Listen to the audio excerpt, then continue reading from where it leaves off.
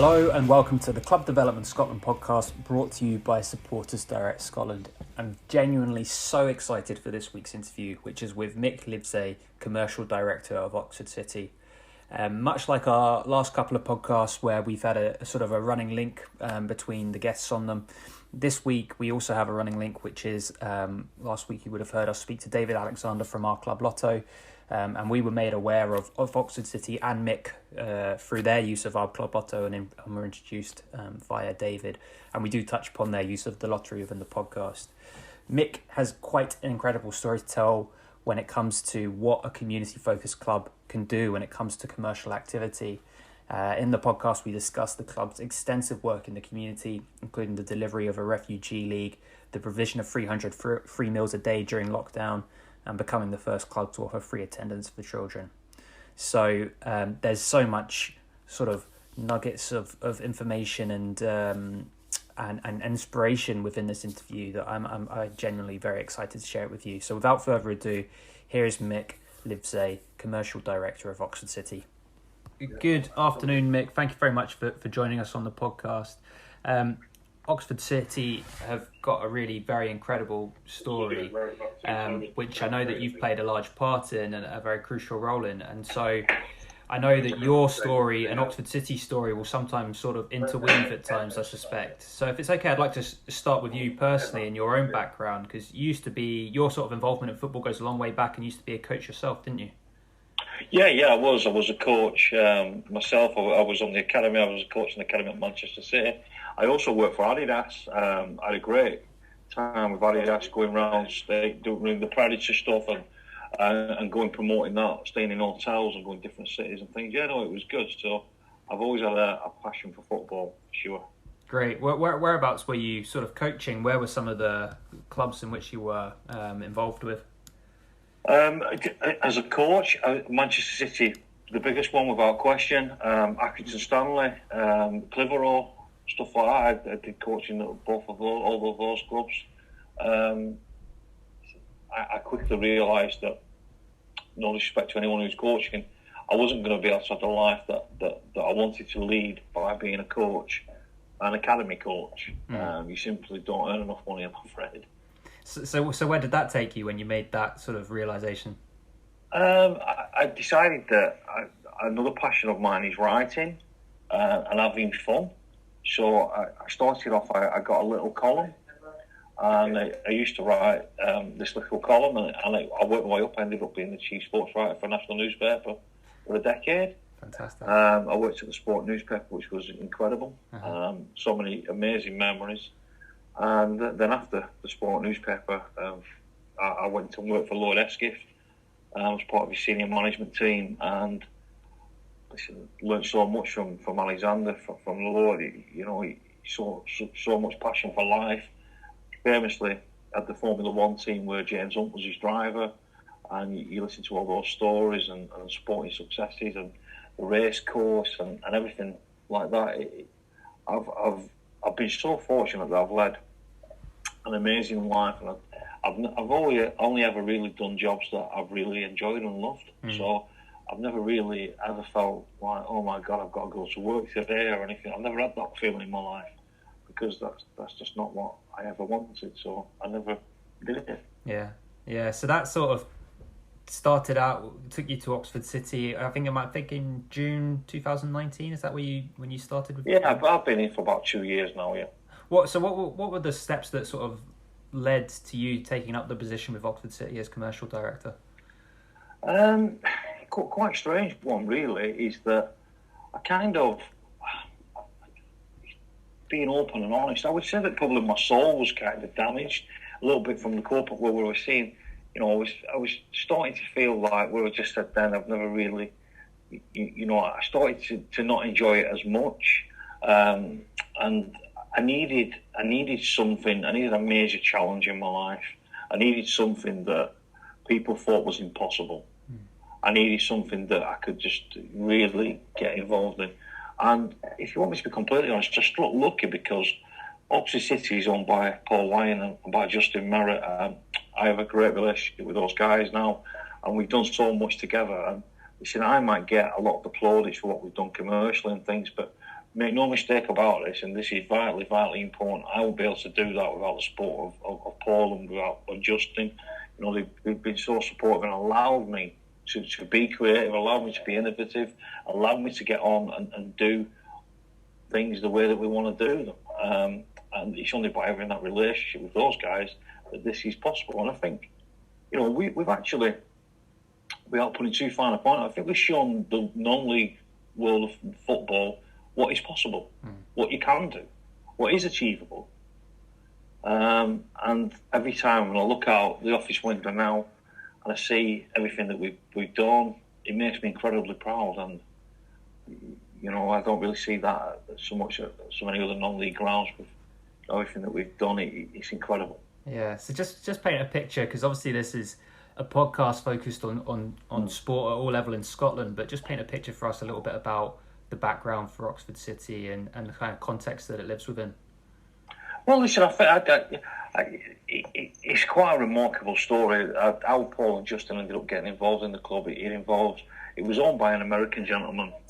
He got put in jail for 12 years for fraud in America, which is well documented. The guy who was running the club sadly committed suicide and left the club in millions of pounds worth of debt. And this famous old club that opened its gates in 1882 was going to shut them.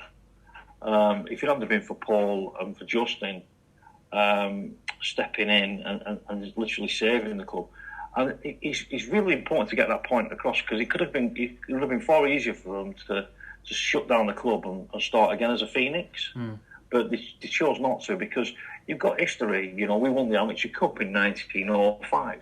You know, on Saturday, tomorrow, we line up in the fourth round of the FA Trophy, which is the competition which replaced it. 114, 15 years later, can we win it again? Can we have gone full circle? None of that would have been possible without Paul and without Justin. And, you know, quite frankly, if I'm being completely honest, they don't get the credit that they deserve. It's difficult. Oxford City was always, when I first came here, it was always seen as, oh, that's little Oxford City, it's friendly and it's this and it's, well, not anymore. Listen, we still can be friendly, we still can be nice, but you know what? We're ambitious and we want to become a powerful football club in non-league circles. We want to get promoted, of course we do. We want to go into the National League, and then we want to go into the Football League. And people will laugh and people can say that, but, you know, bit by bit, look what we're doing. And the laughter is getting less and less, and people are now realising, hang on, these guys, maybe it isn't all talk, maybe they actually know what they're doing, and they might be able to pull this off. And the day we do pull it off, I believe it will be the greatest story non-league football has ever seen. Remember, Bobby Moore and Redknapp couldn't do what we're doing. They tried. You know, we're up into fifth now. We're 9 points off the top with 2 games in hand. We play the top in 2 weeks.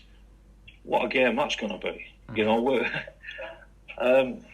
but the success is built on not what goes on the pitch and the result of 4:45. It's gone on what we do in the community. We feed 100 homeless people every day. We have done for the last 6 months. We're putting together food parcels for the vulnerable. We have a refugee league. We have our own college. We have about 80 students full time now. We've signed deals out in Asia, in China, in Malaysia, Vietnam, in Singapore. You know, which of the non-league clubs have done anything like that? Yeah, you know, it's immense. That's quite incredible. I want to touch upon some of them, if that's okay, because you mentioned this the other day. Tell me a little bit about the Refugee League. How did that come about, and what's the club's role within that? Yeah, so basically, it's called the Diversity League, and I think there's 10 teams built up refugees. I think you've got Somalia, Sudan, Syria, and yeah, they come and play at Oxford City, and it's great because what football can do. Football can break down barriers. You know, I'm quite passionate. Football is an amazing tool, and it can be a vehicle for such positivity and change in communities. But football got it wrong. Football's getting it wrong now, today. And that it's not about the result of 4:45 on a Saturday. It's about judge your success on the impact you have on your community. Judge your success on how many vulnerable people do you help. How many people do you pick up and help raise their standards of living? How many people do you give them hope? aspirations. How many people do you inspire? The football clubs isn't just about football. Football's only a tiny little part of what we do. And the rest of football puts all their eggs into that little tiny part. Oxford City, we don't do that. We're looking at the bigger picture. We're looking at how we help people. How can we, make everyone around us better? How can we be an hub for education? How can we inspire people? How can we be a vehicle for positive change? And that's basically what we do. Yeah. So tell us again about the meals that you're giving out to people during lockdown. What's the role of the club within that? Well, the football club, because again, I believe it's a really smart strategy. The football club owns. We have different income streams. One of our income streams is the football club owns a food company. So we own Oxford Food Company that does catering for weddings or whatever. Goes out, does business lunches and stuff. So we have our own chefs and everything in-house at the football club making food. So what we do is just a natural progression. Is why not, when we're making food, why not make extra food and help feed the owners? Amazing. That's incredible. I'd love to talk a little bit about how I really, really love the fact that the ethos of the club is not about the results on the pitch, although clearly they're going very well at the moment too. But more specifically, your role as the commercial director. I think I read last week that your business club's now got 80 different members in it, and that's really quite incredible when you're sort of consistently told that we're in a recession during a sort of global pandemic. How did the two sort of marry up? The fact that you're so committed to the community. Do you see a correlation between your existence as a club and why people want to get involved with you? Massively so. Listen, I think it's vital, and I think that is where it's a natural connection. It's so important that the community and all our commercial partners is. Everybody wants to help everybody, really, deep down inside. And if you're a business on your own trying to do that, it becomes difficult, doesn't it? Your social corporate responsibility and stuff. Really, what we are as a football club, we're just a vehicle that allows companies to do good things. So by sponsoring us, you help us improve and help reach out to our community. That is vital for the success of everybody. And what we can do is we pride ourselves on working really hard to get our commercial partners a return on their investment. It's absolutely bonkers that in football, a lot of people sell an advertisement board, then ring up the company 12 months later and ask them if they want to renew. That's not a relationship. That's not going to go very far. But that happens. And it happens all too often. It's a story that you hear. I know some of our sponsors have been sponsors of championship football clubs, and they will tell you that they get treated far better at Oxford City because we get it, we understand, and we love them, and we value them. Each and every day we try and help them and promote them, and we're never too busy to take the phone call. We're never too busy to put out a message on our social media platform to help them. And we also have a WhatsApp group that is absolutely unbelievable. It just goes off every 2 seconds with everybody on it, and listen, it's an idea to mute the notifications if you're going to be busy or and read from them at night or something. But I love it because there's strength in numbers as well, because each and everybody who's got their own business has learned something, has got an expertise to offer. Why not pool all that knowledge? Why not pool all that expertise? Mine, Paul's, Justin's, everyone at the football clubs, all our commercial partners, why not pool all that knowledge? So we help each and every business in our community to get better, to get stronger, to be more successful. Because the key is, if they're more successful, they'll do more sponsorship. They'll increase their portfolio with us. It's simple. It's not. Listen, we're not reinventing wheels here. We're just looking at relationships and building relationships that we're not interested in a season. We want to build relationships that last for decades. So I know alongside the sort of the 80th sponsor of the season, you've also got stadium sponsor, stand sponsors, back, front, sleeve, short sponsors, scoreboard sponsors, advertising around the pitch. How do you sort of practically and tangibly go about getting all those people involved in Oxford City? It's a lot of work, but it's something. If you care about something, it's difficult to explain. But if you're passionate about something, you care about something, you know what? You're never too busy. You're only ever too busy for the things you don't want to do. You think about it. Yeah. Just think about that for a second. Yeah. You're only ever too busy if you don't really want to do it. Yeah. I don't clock in or clock out. If I've got to do something, I do it. If that's on a Sunday at 8 o'clock at night, it's on a Sunday at 8 o'clock at night. If it's on a Monday morning at 6:30, it's on a Monday morning. If you're passionate about what you're doing, you're never too busy. And I can honestly say this, and this will go out, and all our commercial partners will tell you if it was different. I have never ever been, if I haven't taken that call, I've called back at the very first opportunity. I've never gone days without speaking or anything, always without quit. I pride myself on that, because that's how you build relationships. Commercial partners have to know they are important, and they're important, they're integral to our success of this football club. And we want the football club to be integral to their success. It's about a partnership. It's not about give us some money and we'll do this. It's about building proper relationships, proper links, and helping each other become more successful. Mm-hmm. You've already given us a few sort of golden nuggets of wisdom there, but I wondered if you would maybe, if there's a couple listening to this that were worried that they perhaps weren't maximising their commercial opportunities as much as they could be, or hadn't really got started with it. What kind of tips for success would you offer them in terms of how to go about it? Stop selling. Stop selling immediately. Stop getting up every day and thinking you have to sell. I see it all the time, and it's the biggest mistake you'll ever make. I don't ever try and sell anything, because the minute you start trying to become a salesman, you try to sell. Concentrate on building relationships. Don't look what can that business do for you. Ask what you can do for that business. How can you help that business? And if you go to a business and say, I can help you by doing this, and this, immediately it isn't about you, it's about them.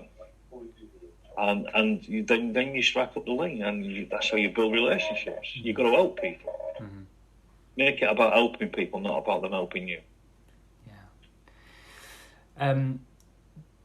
The way that we came to talking, yourself and myself, Mick, was through our club lotto, which you're a member of. Tell us a little bit about how you run the lottery at Oxford City and what kind of success it's brought for you. Listen, we do. We run the lottery at Oxford City. Last week, the jackpot went. A lady won the jackpot, and absolutely, ecstatic. I'll tell you why I love the lottery, because that winner, and the story's actually on our website. Her husband had just been made redundant. They were worrying about money. And listen, this isn't going to solve their problems, of course not. But it certainly helps to pick up £1,000, doesn't it? Absolutely, yeah. And when I made the phone call to tell her that she'd won, she was crying and things like that. And you realise that this again is good. But one thing we do, so all the profits from the lottery don't go into a striker, don't go into the owner's pockets. They go into our community-based projects. So helps us feed more homeless people, helps us work with more deprived children, helps us give away more free season tickets to families in need. And helps us support initiatives like, I think we're the first football club to ever make it free for students.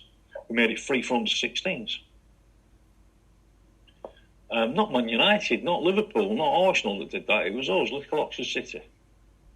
Yeah, that's great. And that's sort of, my next question was what are your kind of plans for the future? But I can see you're already building for the future in terms of developing that fan base through initiatives like that. Yeah, listen, we've got to, because let's be honest. Oxford City's fan base is small.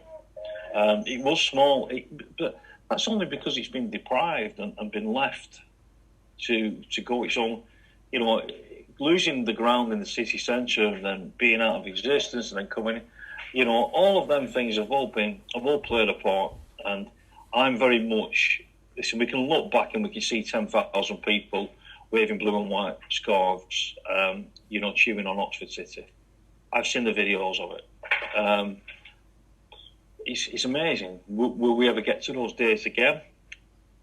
I'm not sure, if I'm honest, to get those numbers, but we will build the fan base, and we will grow, and it's vital to do it. And I think what we've done is we've focused majorly our attentions on building the commercial platforms to give us strength and to be able to be secure as a football club, to manage the debts and all of that sort of stuff, which Paul Ryan and Justin have done brilliantly.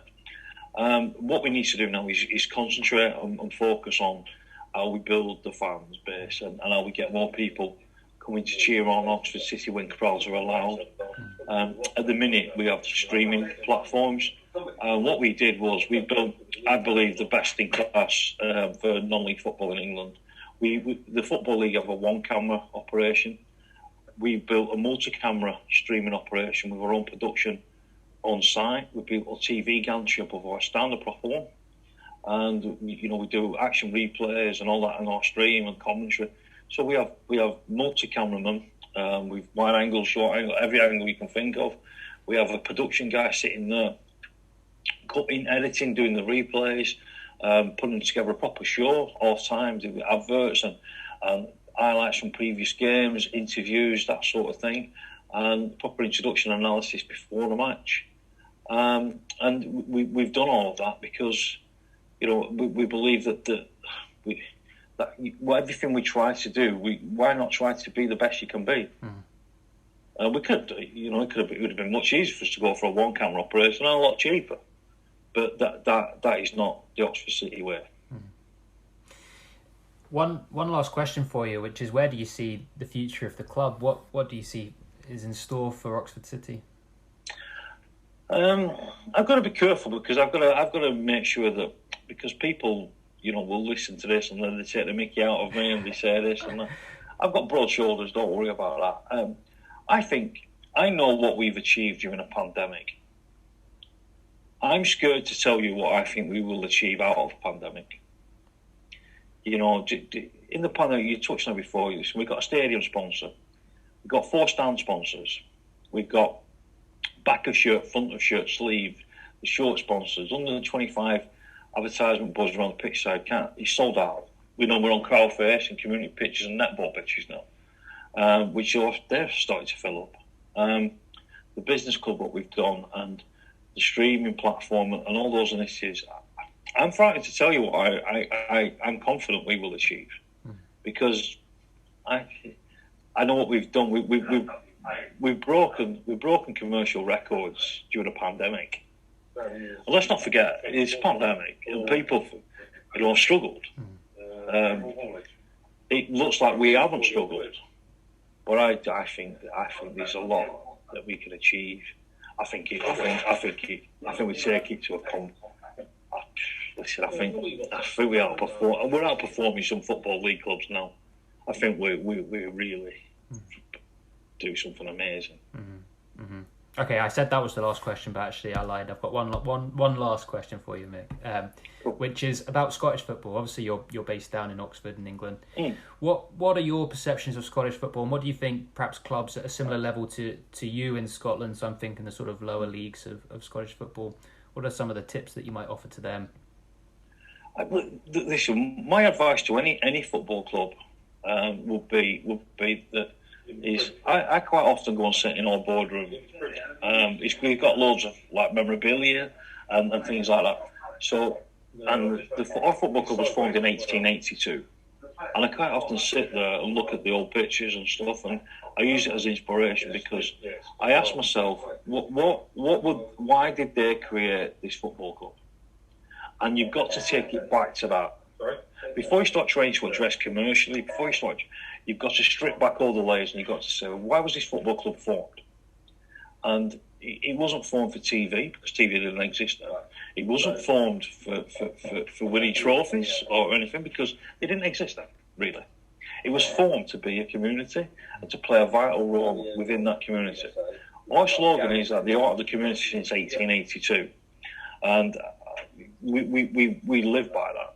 And I think that my advice would be is to, for any football club, is to don't make your aim to be promoted. Don't make your aim, because all that takes care of itself, by the way. Once you sort all this out, all of that on the pitch stuff takes care of itself. What you've got to do is you've got to build solid foundations. But make the football club an integral, important part of your community. Help your community.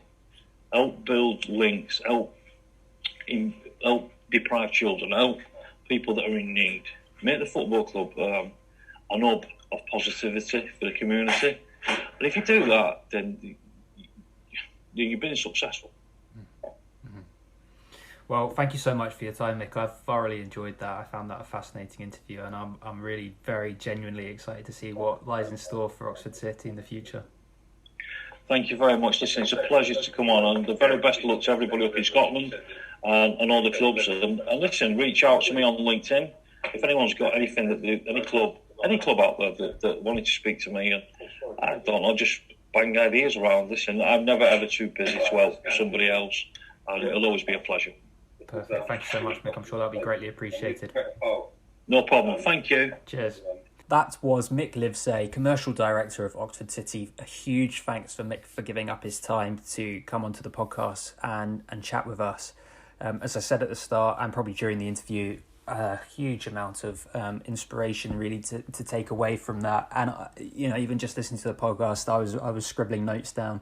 I suppose the first thing that sort of came to my mind was something he said at the end there, actually, which was, why did those people initially start the club? So the reason for it, the purpose for the club's existence in the first place. And if that's about being a community-focused club and giving people within a local area, a geographical area, something to come and celebrate and be a part of, then that's something that you really need to sort of play within your marketing, so to speak, and actually your sort of reason for existing.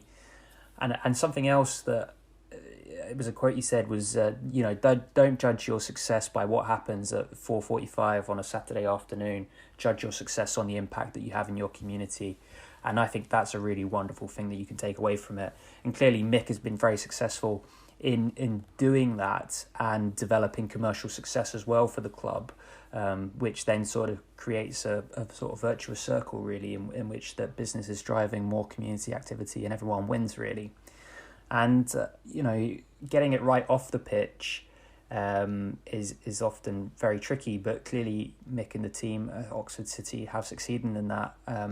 And it kind of stuff on the pitch takes care of itself, which is something he's really alluded to. And I don't think there's much doubt that the correlation between the sort of success of the club off the pitch and the success of the club on the pitch is it's no coincidence, really.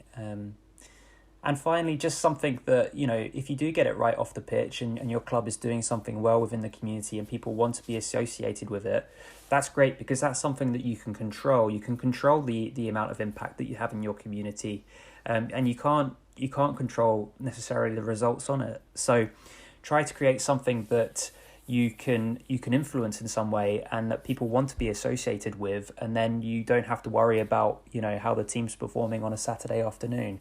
People will want to be associated with you for the right reasons, which is the work that you're doing within your local area. So I think so many sort of great pieces of advice there from Mick that clubs, potentially at all levels of Scottish sport, not even just in football, could start to implement, and a real sort of case study for getting that right.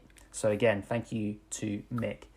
If you want to listen back to some of our other episodes, please do. Don't forget to subscribe to the podcast. Feel free to leave a nice review as well. And we'll be back next week with another interview. So until then, enjoy your sport.